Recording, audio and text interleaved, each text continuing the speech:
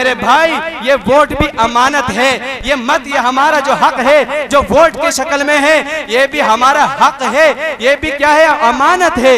और अमानत कब होती है ये बात भी अंदाजा लगाएं, ये अमानत है लेकिन किस तरह से है। जब तक इसका अहल, इसके जिम्मेदार, इसको लेने वाला, इसकी काबिलियत रखने वाला, इसकी आवाज को बुलंद करने वाला, इसका चाहने वाला जब तक इस उत्तर प्रदेश में नहीं था तो हमारा ये वोट, ये हमारा हक ये गैरों पर जा रहा था, ये समाजवादी पर जा रहा था, ये दूसरी पार्टियों में जा रहा था, ये बसपा पर जा रहा था। लेकिन ये अमानत है, अब इस अमानत का हकदार आ गया है। अगर हमने अब भी इस अमानत में खयानत की तो मेरे भाइयों याद रखो कयामत के दिन अल्लाह को क्या जवाब दोगे। जब ये सारी कौम जब ये गिरेबान पकड़ के हमारा कहेगी कि एक तन्हा आदमी, एक अकेला बैरिस्टर असदुद्दीन ओवैसी एक हैदराबाद की धरती से उत्तर प्रदेश में आकर तुम्हारे ही लिए लड़ रहा था, तुम्हारे ही लिए गोलियां खा रहा था, तुम्हारे लिए अपनी जान की परवाह नहीं करता था, वो तुम सब लोगों को एक करना चाहता था, लेकिन तुम उसकी कौम के होकर, तुम ईमान वाले होकर उसको एजेंट कहते थे। मेरे भाइयों सोचो क्या जवाब दोगे कयामत के दिन,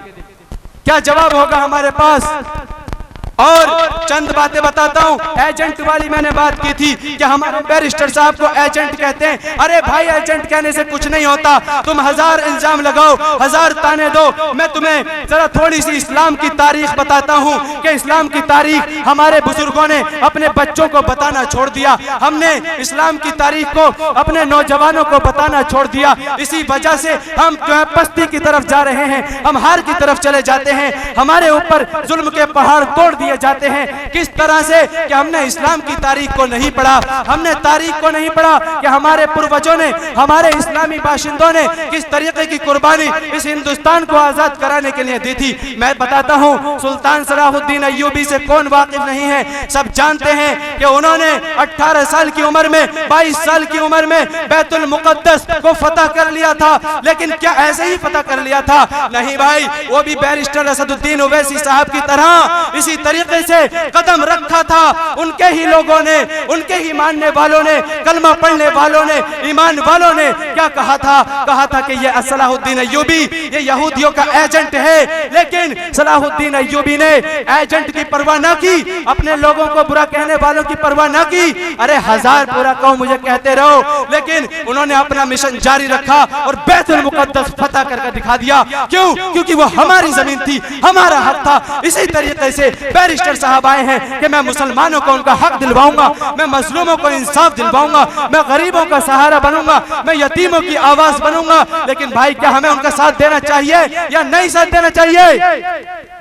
हमें उनका साथ देना चाहिए। अगर ना दिया तो समझ लेना कयामत के दिन हिसाब देना होगा। उसके बाद सुल्तान महमूद गजनवी रहमतुल्लाह अलैह इस रुए जमीन पर आए एक मर्द मुजाहिद की शक्ल में। जिस तरीके से हमारे बैरिस्टर साहब आ जाए हैं तो उनके लोगों ने भी सुल्तान महमूद गजनवी को क्या इल्जाम दिया था? यही कहा था कि अरे ये भी एजेंट है, कोई ना कोई फायदा इसे हो रहा होगा, वरना इसे क्या जरूरत पड़ी है चंद आदमियों को लेकर के चलने की, इसे क्या जरूरत पड़ी है चंद आदमियों को इकट्ठा करने की। मेरे भाइयों, सुल्तान महमूद गजनवी ने भी उन लोगों की कोई परवाह ना की, बल्कि क्या किया? उन लोगों ने उन्होंने अपना मिशन जारी रखा, अपना काम जारी रखा और मजलूमों को उनका हक दिलवाया, इंसाफ की आवाज बुलंद की, गरीबों का वो सहारा बने। लेकिन उसके बाद टीपू सुल्तान हैदर अली जो शेर मैसूर के नाम से जाने जाते हैं, जैसे आज के जमाने के अंदर शेर हिंद का लक़ब अगर दिया गया है तो मेरे बैरिस्टर असदुद्दीन ओवैसी साहब को दिया गया है। शेर हिंद, हिंदुस्तान के शेर है, वो हिंद के शेर है, बैरिस्टर है, इतनी काबिलियत रखते हैं कि अगर पार्लियामेंट में खड़े हो जाएं और पार्लियामेंट में खड़े होने के बाद अगर वहां खड़े होकर अपनी स्पीच देना स्टार्ट कर दे, अपनी आवाज को बुलंद करना स्टार्ट कर दे, तो मेरे भाई बैरिस्टर असदुद्दीन ओवैसी साहब ये शेर हिंद ऐसा लगता है जैसे पार्लियामेंट में खड़ा होकर के जो सामने बैठे हुए चमचे हैं, इस्लाम के दुश्मन हैं, वो ऐसे लगते हैं जैसे ट्यूशन पढ़ा रहा है सबको। इसीलिए मैं कहता हूं टीपू सुल्तान जब आए उनके ही लोगों ने उनको भी एजेंट कहा। उन जब तो शेर मैसूर टीपू सुल्तान, तो उनको भी एजेंट का मैं अपनी बात बता रहा हूँ, तारीख बता रहा हूँ तुम लोगों को, ताकि तुम लोग भी जाकर के दूसरे भाइयों को बताओ जो तुम्हें बहकाने के लिए आते हैं। तो टीपू सुल्तान रहमतुल्लाह अलैह को उनके ही साथी ने मरवा दिया। जैसे आज के मुसलमान मुझसे भी कहा कि अरे शेर हिंद असदुद्दीन ओवैसी साहब पर अगर गोलियां चलाई गई हैं, अगर गोलियां चलाई हैं तो यकीन करने के लिए तैयार नहीं है। कहते हैं अरे कोई साजिश है इसमें, अरे कोई षड्यंत्र रचा गया है, अरे वो कुछ चाहते हैं, कोई उनका मकसद है, वरना गोलियां नीचे चलती क्या, अरे वो शीशे पे मारते।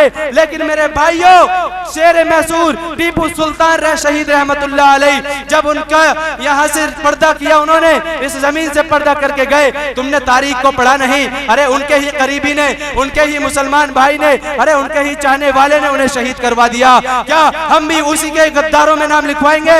नहीं, बल्कि हम खुल के आएंगे, अपने हक के लिए आएंगे, अपने मजलूमों की आवाज बन करके आएंगे और बैरिस्टर असदुद्दीन ओवैसी साहब का खुल करके समर्थन करेंगे, उनकी ताकत बनाएंगे, उनका दस्ते बाजू बनकर उनको एक मजबूत लीडर उससे भी ज्यादा बनाएंगे जो वो पहले थे। क्या तुम मेरा साथ दोगे? नहीं दोगे? क्या असदुद्दीन ओवैसी साहब का साथ दोगे?